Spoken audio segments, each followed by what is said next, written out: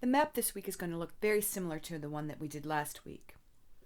There are certain areas that have already been filled in for you, and so we're going to start this week by adding the bodies of water like we always do, and hopefully they're getting more familiar to you and you're knowing where they are. That's the whole purpose of doing the maps every week.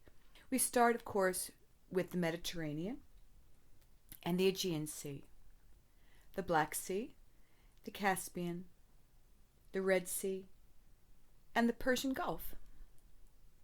Next, we want to fill in the names of the major rivers. We have the Jordan River, the Tigris and Euphrates, and the Nile River. We're going to start filling in the names of the cities with the capital of the Kingdom of Israel and the capital of the Kingdom of Judah. Even though Judah at this point in our Biblioplan reading has been conquered, we're still going to remember where those cities were. So we'll start with Samaria and Judah, and then we'll move north to the two main trading cities of the Phoenicians, Sidon and Tyre. To the east we have Babylon and the city of Ur, and north of Babylon and Ur would be the Assyrian capital, or at least the last Assyrian capital, Nineveh. To the east we have Susa, Ecbatana, Pasargadae, and Persepolis. Moving over into Asia Minor, on the map that would be labeled as Lydia and Phrygia, we have the city of Sardis. And as you read in your Biblioplan this week about the Persian invasions of Greece, Sardis becomes an important city. It was the end of the Persian royal road, and so it was the place that the army would gather before making that last effort into invading Greece. So we're going to go ahead and label the city of Athens over in Greece also. The city-state of Athens, as well as the city-state of Sparta, took on the leadership role of repelling the invading Persians, and so that's why we're labeling Athens. And then our map asks us to go ahead and label the cities of Thermopylae, Marathon, and Platae. And so what you're going to do is there are 3 X's there, indicating that this was the location of a major battle. And so you're going to take a red crayon or a red marker or whatever you have, go ahead and go back over the X's with red, and then from north to south you're going to label Thermopylae, Marathon, and Plataea. And the final little X there is actually out into the Aegean Sea, and we're going to label the island of Salamis, which also was a location of one of the major battles between Persia and Greece. I mentioned earlier the Persian Royal Road. We're going to go ahead and draw in the approximate location of the Royal Road of Persia. And so we're going to start that road in the south at Persepolis, and we're going to move northwest up to Susa, and then west over to Babylon, north to Nineveh, and then we're going to curve it around the Tigris and Euphrates rivers, and in general it's going to run west to the city of Sardis. About halfway between the city of Babylon and Nineveh, we're going to bring out a branch of that royal road to Ecbatana, and it's just going to kind of go off the map to the east. These were trade roads. They were also roads where mail or messages were sent from city to city. And I believe I remember that they were actually paid royal riders who would bring messages from city to city during the time that Persia was an empire.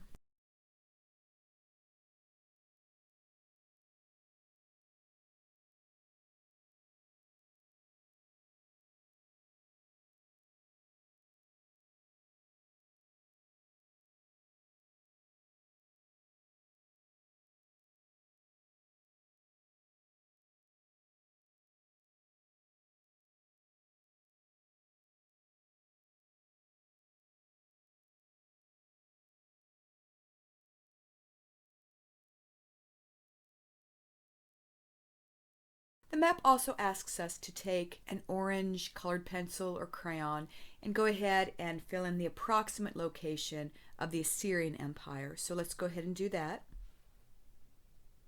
We also want to fill in the approximate location of the Babylonian Empire. Notice that it's a little bit smaller than the Assyrian Empire. And finally, we are to fill in the approximate location of the Persian Empire. As your source document last week, you were asked to read in Daniel chapter 2 about Nebuchadnezzar's dream and Daniel's interpretation of that dream. Remember that Nebuchadnezzar had a dream about a very large statue that had a head of gold, a chest made of silver, a lower torso made of bronze, legs made of iron, and then feet made of clay mixed with iron. And so one of the things that you were supposed to do was to do some research and find out what each of those metals that made up the statue meant. And so the head of gold represented Nebuchadnezzar's own kingdom, the kingdom of Babylon. The chest made of silver, scholars agree that that represented Persia. The lower torso of brass represented Greece, and the legs of iron represented Rome. There is some discussion about what the feet made up of iron mixed with clay meant. In general, we know that it represents a divided nation in Europe that existed after the Roman Empire. Some biblical scholars think that it has to do with end times, and some biblical scholars disagree with that, think that it was just that the Roman Empire would eventually divide. I mentioned that we would go ahead and review the Babylonian gods this week. Keep in mind that the Babylonians, as well as the Assyrians, worshipped the Sumerian gods and goddesses that we went over earlier in the school year. They worshipped Ishtar, they worshipped Enlil and the god Ea. But in addition to those ancient gods, they also had certain gods of their own that they worshipped. For example, we mentioned earlier in the year that the Assyrians worshipped the god Asur or Anshur. His name literally meant that he was god of the whole entire heavens. The Babylonians preferred the god Marduk, who was the main god of the city of Babylon. On your chart earlier in the year, we wrote down that he was the god of magic. But to the Babylonians, he was more than just the god of magic. We mentioned earlier in the school year that Marduk shows up in the famous Assyrian text called the Enuma Elish. Recall that that was a story about Marduk confronting the goddess Tiamat, who was basically a deified ocean. She was the goddess of the ocean, she was the goddess of chaos, and Marduk came forward to confront her and defeat her. Once he had killed Tiamat, he used her body to create the world, and the other gods were so thankful to him that they agreed that he would be the head of their pantheon, the main god. And here you see a slide of a cylinder seal that depicted the battle between Marduk and Tiamat. In addition to Marduk and Tiamat, the Babylonians also worshipped the god Bel. His name literally meant Lord. And it says there that he was the god of sages. And so he was the patron of wise men and magi's. And so he probably would have been a god that people like Daniel, people like Shadrach, Meshach, and Abednego were peer pressured into worshiping also. As you know, they stood firm and refused to worship the idols in Babylon. Finally, we had the god Apsu. At one point in history, he was the ruler of the gods and of the underworld and of oceans.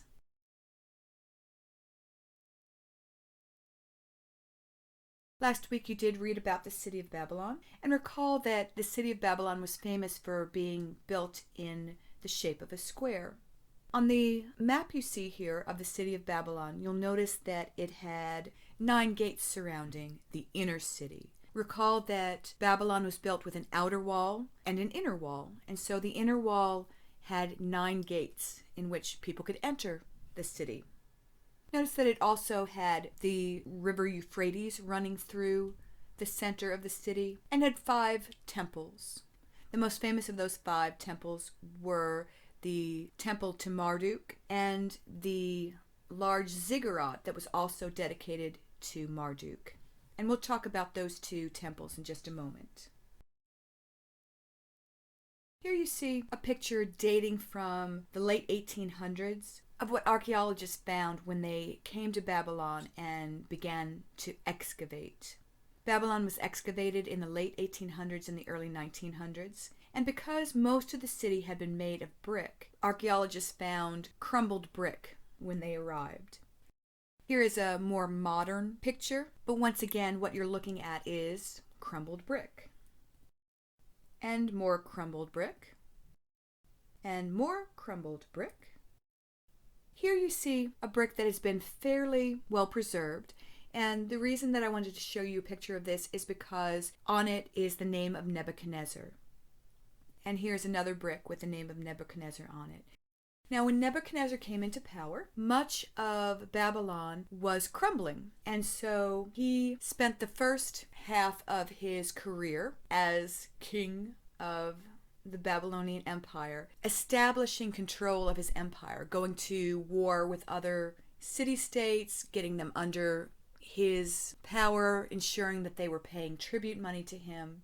And he spent most of the second half of his career rebuilding the city of Babylon, tearing down old structures that needed to be redone, and then investing in infrastructure, making the walls stronger, beautifying the gates that led into the city, and rebuilding many of the temples that had started to crumble.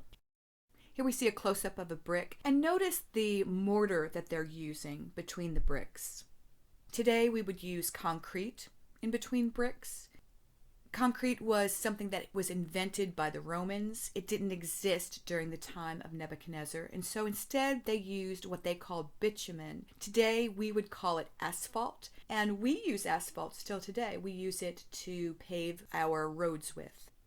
In this slide you see a section of the road that was built through the city of Babylon at that time, and what you're looking at is asphalt surrounding brick pavers that made the road. Here we see a section of the wall, and you can see that it is fairly crumbly, but it still existed. In the 1990s, the government of Iraq began to rebuild some of these culturally interesting structures in Babylon. And here we see one of those reconstructed areas. I mentioned earlier that two of the most famous temples in the city of Babylon were the Temple of Marduk, named the Esagila, and the ziggurat that was also dedicated to the god Marduk. The name of the Esagila literally means temple whose top is raised, and that was an expression, and I believe that was a Babylonian expression that meant that it was a very proud temple, a very honored temple. Inside the temple was a very famous statue of Marduk. Here's an ancient stela that has a depiction of what the statue would have looked like. This isn't the actual statue. The statue doesn't exist anymore. But on this stela, they've recorded what the statue of Marduk looked like. Notice that he is standing next to what appears to be an animal of some sort. My first thought was that it was a dog, but it isn't. It is actually the depiction of a dragon that Marduk was supposed to have tamed.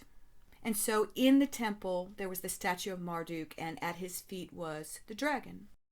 According to some sources, the statue of Marduk was made of gold. According to other sources, the statue of Marduk was made of wood. I think it's possible that at different times in history, it was made of wood or it was made of gold. And the reason I say that is because the Babylonians believed that the god Marduk actually lived inside or inhabited the statue of himself inside the temple, the Esagila. And so several times over the years when the city of Babylon was attacked and defeated, the conquering general would have his men go into the Esagila and steal the statue of Marduk and bring it back with him. The first king to do this was actually the king of the Hittites, a man named Mursili. He lived about 1,000 years before Sennacherib, and we sort of skipped over him in our study of history. But we did mention, though, that the Hittites had a smallish empire located in Asia Minor, near the area that we labeled Lydia and Phrygia last week. Recall, by the time the Israelites were heading into the Promised Land, the Hittite Empire was no more, and historians believe that the Hittites had moved south through the area of Palestine and had settled in that southernmost area near the Arabian Peninsula. When Sennacherib attacked the city of Babylon and conquered it, he also stole the statue of Marduk from the Esagila. And then, interestingly enough, the Persian king Xerxes at one point attacked the city of Babylon because they had rebelled against his rule of Babylon, and he too stole the statue of Marduk. Now, it became a legend that every king who stole the statue of Marduk came to a terrible end at the hands of one of his relatives. Mursili was killed by one of his relatives, as was the Assyrian king Sennacherib. Remember, we read about him and how when he came back from the kingdom of Judah, trying to subdue it from Hezekiah's rebellion, that two of his sons killed him. And according to tradition, the Persian king Xerxes was also killed by one of his kin. According to the Greek historian Herodotus, Xerxes actually melted Marduk down to make him into something else. About 100 years after Xerxes' time, Alexander the Great also conquered the city of Babylon. And according to tradition, Alexander the Great seems to have learned from history. He did not steal the statue of Marduk. Instead, according to tradition, he placed a crown on the head of the statue of Marduk. And so, in that way, he won the favor of Marduk, and he didn't suffer the same fate as the other kings who had stolen Marduk. As I mentioned, the other important temple was the nearby ziggurat, the Etemenanki. Its name literally meant the temple of the foundation of heavens and earth. According to Babylonian tradition, it was the oldest building in the world, that it was the first building that was ever built. And so in later days, it became synonymous with the Tower of Babel that we read about in the Old Testament. There's no way to know whether they were the same thing, and so I'm not going to speculate about that today.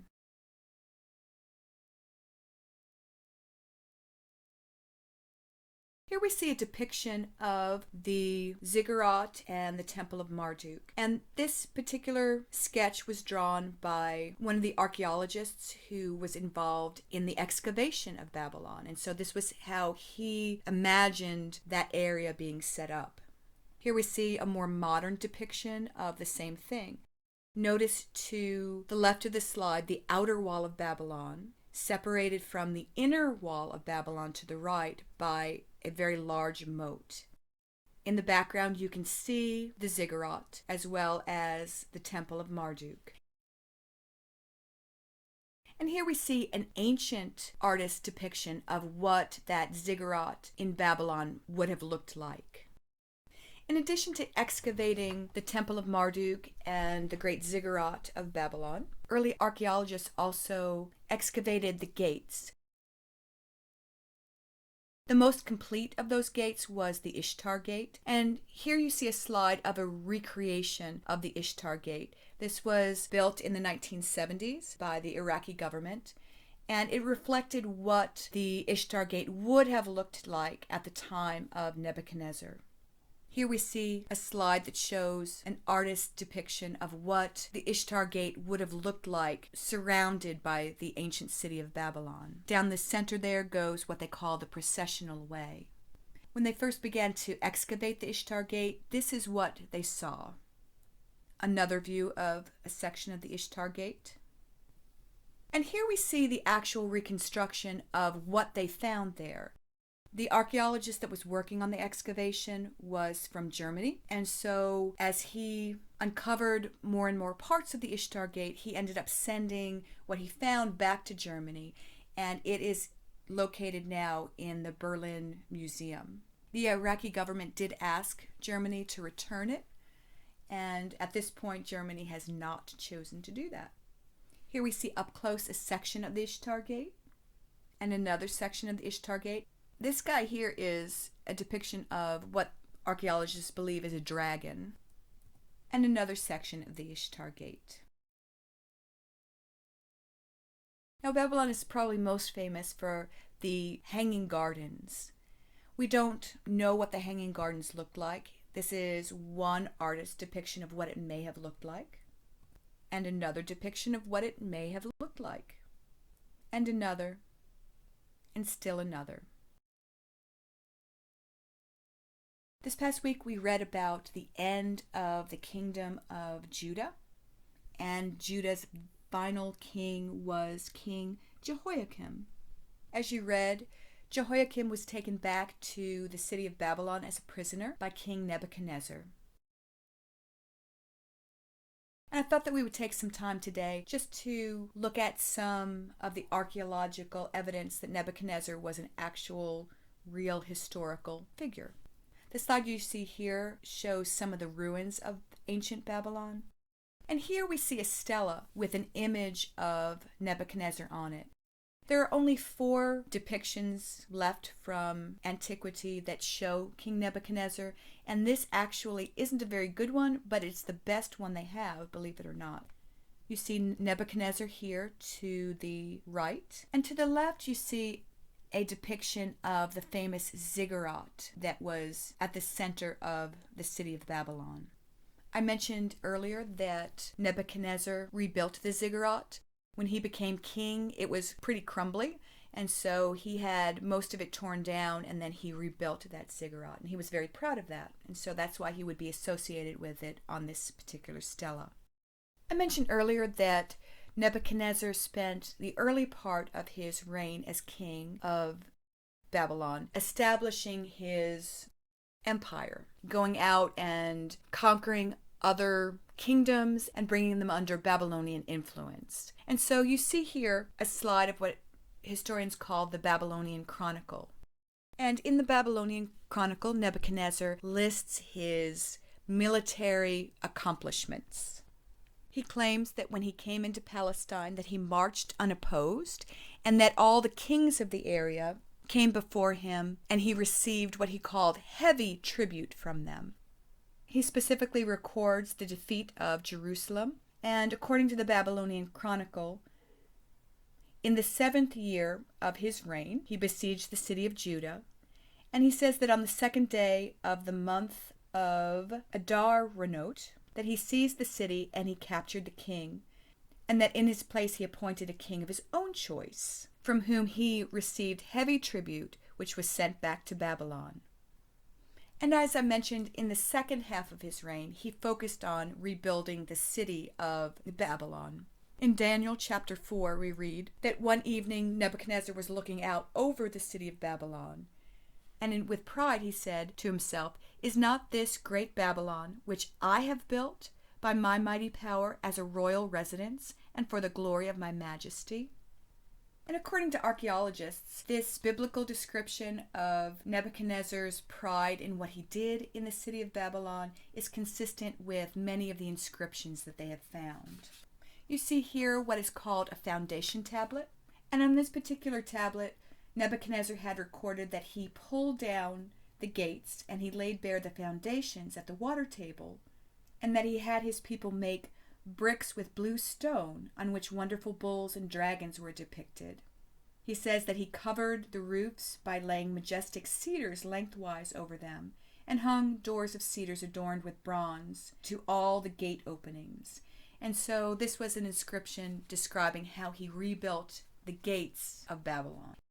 Here we see a section of the Ishtar Gate specifically that mentions that it was built by King Nebuchadnezzar. And here you see a slide showing what archaeologists call foundation cylinders. They were found in the foundations of various buildings throughout Babylon when they were doing excavations there, and each one told about the building that King Nebuchadnezzar had built. And he bragged about it because he was very proud of it. This next week we're going to be reading about the rise of the Persians. But in our pre-reading activities, I wanted just to review what happened between the reign of Nebuchadnezzar and the coming of the Persians.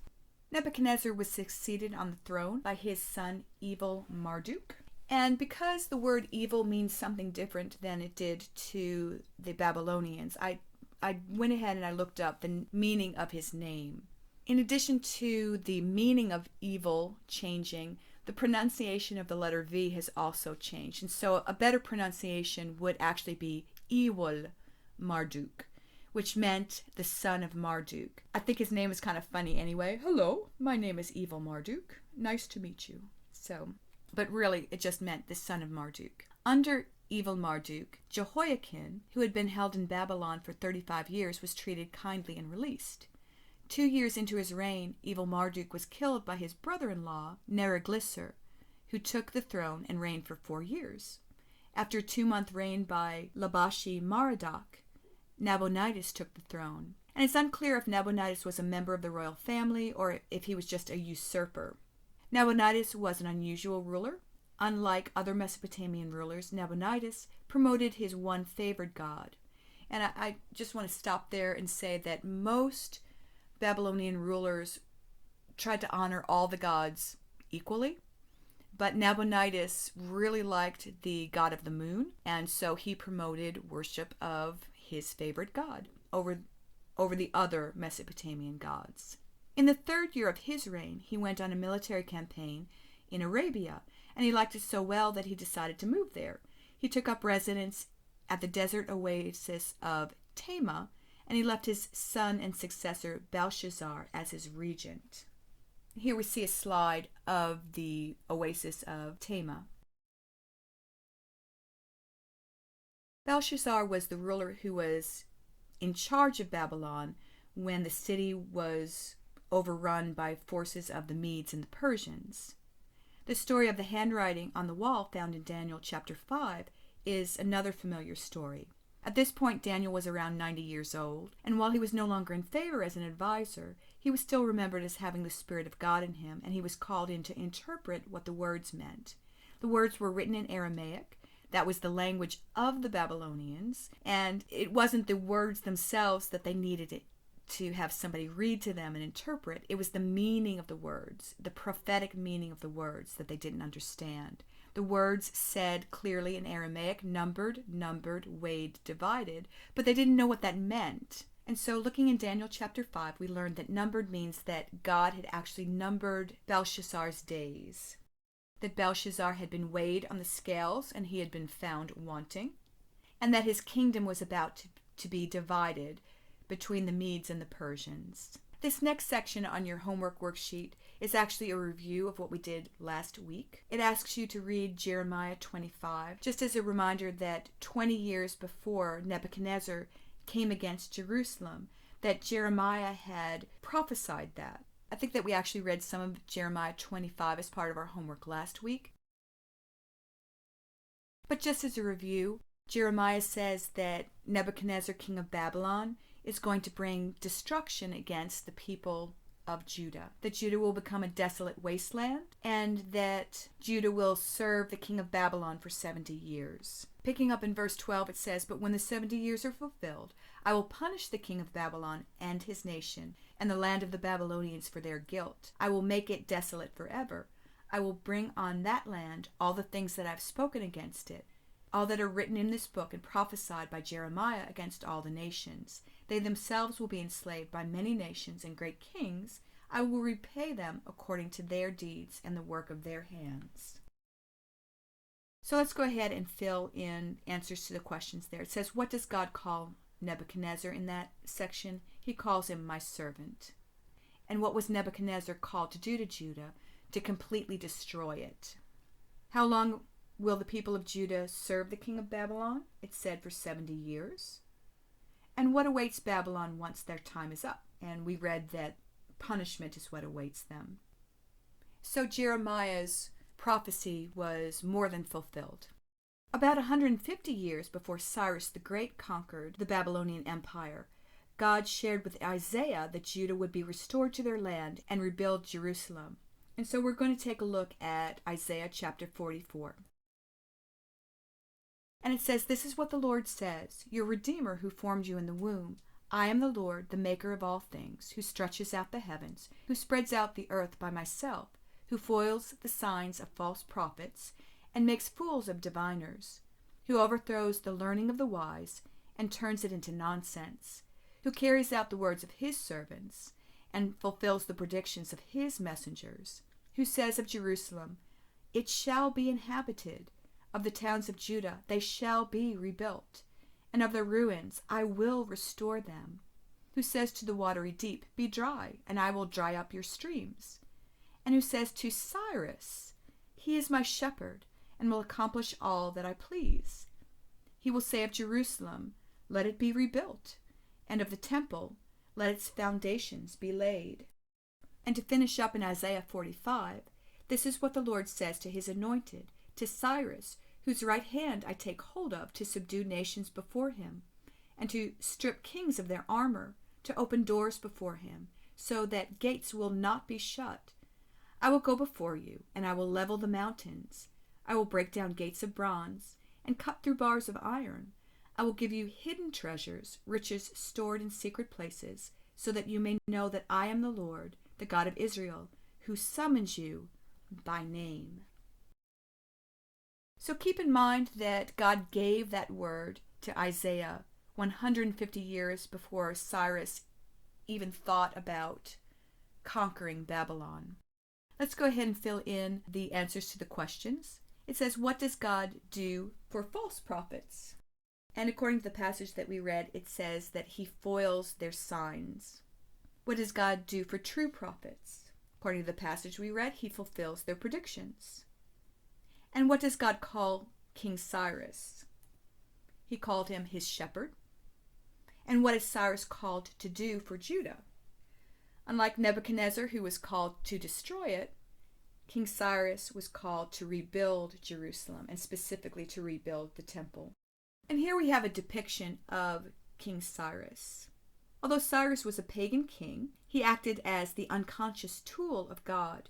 It's interesting to note that Josephus, the Jewish historian, recorded that when the Jews in Babylonian captivity showed Cyrus the prophecies of the Old Testament scriptures, which contain his name and describe his role in the scheme of God, he was so moved that he was motivated to fulfill what was written, and thus to issue his edict permitting the captives to return to their homeland.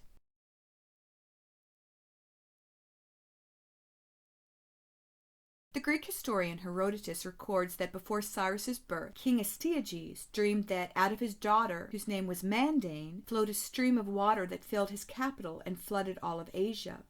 When he asked the magi or the interpreters of dreams what this meant, they told him that his daughter, who was pregnant at the time, would have a son who would overthrow his rule. In order to stop this threat to his rule, King Astyages sent for a trusted servant and told him to kill and bury his daughter's child as soon as it was born. However, the servant couldn't bring himself to kill the newborn, and so instead he gave him to a shepherd and his wife to kill, but they were also unwilling to kill the child, and instead they reared Cyrus as their own. He grew up with natural leadership skills, and he eventually did overthrow his grandfather.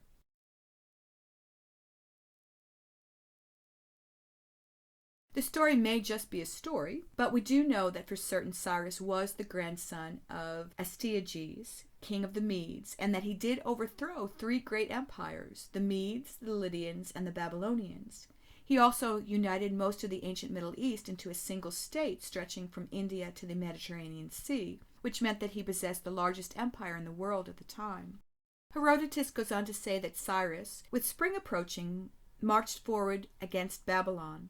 The Babylonians encamped without their walls, in other words, encamped outside of their walls, awaited his coming. A battle was fought at a short distance from the city, in which the Babylonians were defeated by the Persian king, whereupon they withdrew within their defenses. Here they shut themselves and made fun of his siege, having laid in store provisions for many years in preparation against this attack. For when they saw Cyrus conquering nation after nation, they were convinced that he would never stop, and that their turn would come at last. Now, Cyrus didn't know how to proceed, for as time went on, he made no progress in conquering that city. In his distress, either someone made a suggestion to him, or he himself came up with a plan, which he proceeded to follow. He placed a portion of his army at the point where the river enters the city, and another at the back of the place where it comes out, with orders to march into the town by the bed of the stream as soon as the water became shallow enough. He and his army then withdrew and went to the place where they had already begun digging the basin of the river to turn the Euphrates by a canal into a basin, which was then a marsh. When this was accomplished, the river sank to such a low level that the natural bed of the stream became crossable. And hereupon the Persians, who had been left at Babylon by the riverside, entered the stream, which had now sunk so as to reach about midway up a man's thigh, and they entered the city. Had the Babylonians been aware of what Cyrus was up to, or had they noticed their danger, they would never have allowed the Persians to enter the city, but would have destroyed them. For they would have closed all the street gates which opened to the river, and mounting upon the walls along both sides of the stream, they would have caught the enemy, as it were, in a trap. But as it was, the Persians came upon them by surprise and took the city. Owing to the great size of the place, the inhabitants of the central part of Babylon, long after the outer portions of the city were taken, knew nothing of what had taken place, for they were engaged in a festival of dancing and reveling. Such then were the circumstance of the first taking of Babylon. According to history, Cyrus was a gifted general who didn't allow his army to treat those that they had conquered with cruelty. Cyrus was also extremely tolerant of the customs and the religions of the nations that he conquered. He not only allowed his new citizens to practice their various religions, he actually rebuilt their temples, restored their articles of worship, and allowed several ethnic groups, including the Jews, who were captive in Babylon, to return to their homelands. Cyrus recorded that, "When I entered Babylon, I established the seat of government in the royal palace, amidst great happiness and rejoicing. Marduk, the great god, caused the big-hearted inhabitants of Babylon to love me. I sought daily to worship him. My numerous troops moved about undisturbed in the midst of Babylon. I did not allow any to terrorize the land of Sumer and Akkad. I kept in view the needs of Babylon and all its temples to promote their well-being. The citizens of Babylon, I lifted their bondage. Their run-down homes I restored, and I put an end to their misfortunes. At my deeds Marduk, the great lord, rejoiced, and to me, Cyrus, the king, who worshipped, and to Cambyses, my son, and to all my troops he graciously gave his blessing, and in good spirit before him we glorified exceedingly his high divinity. All the kings who sat in the throne rooms throughout the 4 quarters, from the upper to the lower sea, those who dwelt in, all the kings of the west country who dwelt in tents, brought me their heavy tribute, and kissed my feet in Babylon, to the cities of Ashur and Susa, the holy cities beyond the Tigris, whose temples had been in ruins over a long period, the gods whose dwellings is in the midst of them. I returned to the places and housed them in lasting dwellings. I gathered together all their inhabitants, and I restored to them their homes. The gods of Sumer and Akkad, whom Nabonidus had in the anger of the Lord of the gods brought into Babylon, I, at the bidding of Marduk, the great lord, made to dwell in peace in their own habitations, in their own delightful abodes. May all the gods whom I have placed within their temples address a daily prayer in my favor, that my days may be long." And so we see that according to Cyrus himself, that it wasn't just the Jews that he sent back and restored their temple, that he did that for many of the nations that the people of Assyria and the people of Babylon had conquered, had removed from their homelands, and whose temples they had destroyed. We read in 2 Chronicles chapter 36 the decree that was sent out by Cyrus giving the people of Judah permission to go home and rebuild their temple. And so we're asked to read a small section of 2 Chronicles chapter 36. And it says, "In the first year of Cyrus, king of Persia, in order to fulfill the word of the Lord spoken by Jeremiah, the Lord moved the heart of Cyrus, king of Persia, to make a proclamation throughout his realm and also to put it in writing. This is what Cyrus, king of Persia, says. The Lord, the God of heaven, has given me all kingdoms of the earth, and he has appointed me to build a temple for him at Jerusalem in Judah. Any of his people among you may go up, and may the Lord their God be with them." So let's go ahead and answer the questions. The first one asks, in the decree, who does Cyrus credit with helping him to conquer the kingdoms of earth? And in this particular decree, he says, the Lord, the God of the heavens. And so the capitalized Lord is a way that translators of the Bible honor the name of God by not actually mentioning it, and so Cyrus actually mentioned the name of God. What had Cyrus been charged to do? He was told to build a temple at Jerusalem. And who is encouraged to help according to the decree? Anyone who wants to. Anyone who wants to go is encouraged to go ahead and do that.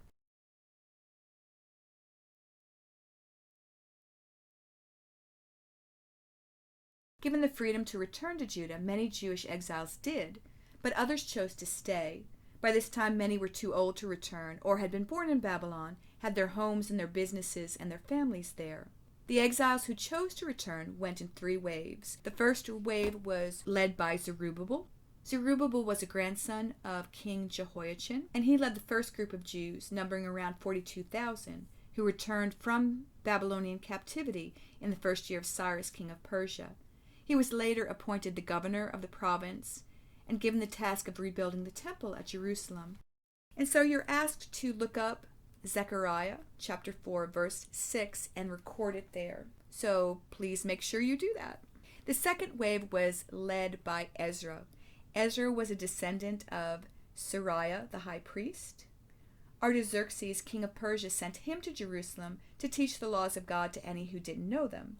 Ezra led a large body of exiles back to Jerusalem, and you're asked to look up Ezra chapter 7 verse 10 and record it.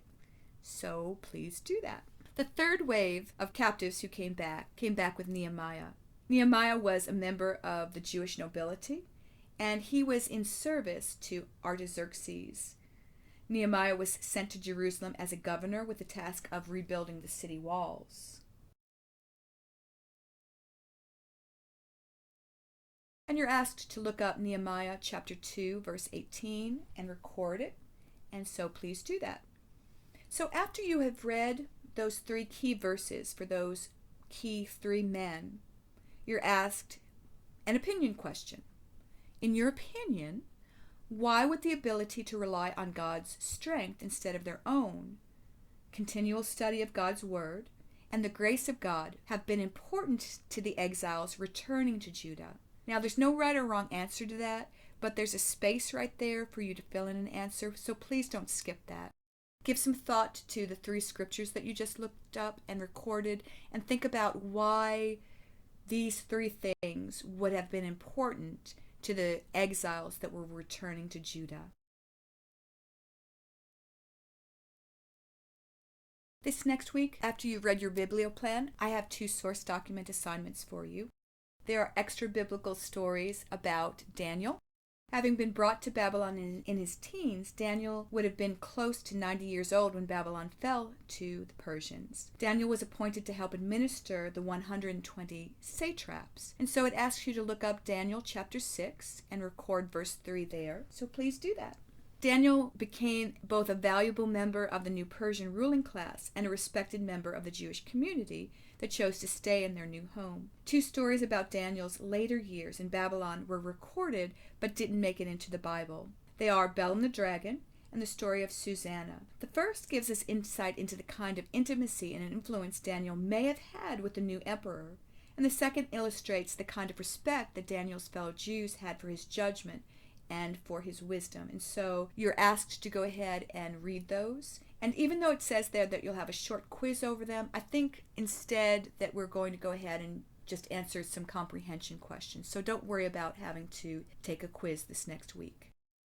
I hope that you enjoy reading the 2 stories. And as always, if you have any questions this week, please feel free to email me.